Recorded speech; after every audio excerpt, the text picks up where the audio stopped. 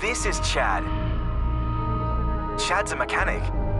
And this is Chad's mechanical tip.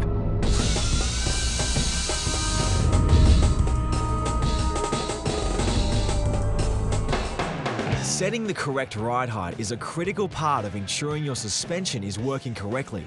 And in today's mechanical tip, Chad, the suspension master, is going to show you a couple of quick and easy ways to ensure you get this right. Most bikes come out of the factory with a suspension set up for a rider that weighs about 75 to 85 kilos geared up. If that's what you weigh, the bike's standard spring should be fine.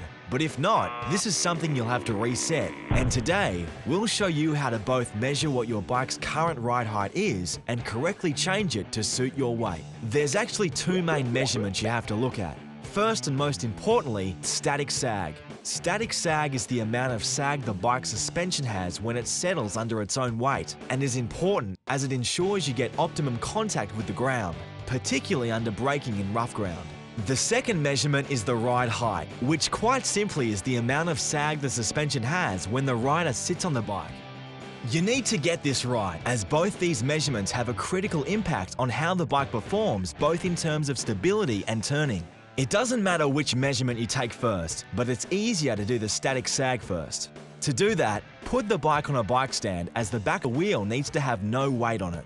We're using the Motion Pro Unisag telescopic scale today, which makes things very easy. If you don't have one, either get one or you'll have to do it old school using a measuring tape. But the catch there is you'll also need a mate to help you out. Take a measurement from the point of the rear guard to the rear axle and record it.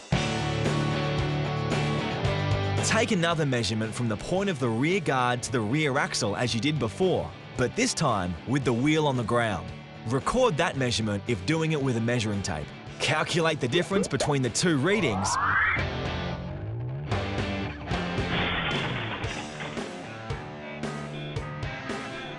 and that, my friends, is your static sag. Now for the ride height. As Chad's just demonstrating this today, he's going to rock his usual gear. You'd usually be geared up before you do this. Also, ensure you have a full tank of petrol before you do it.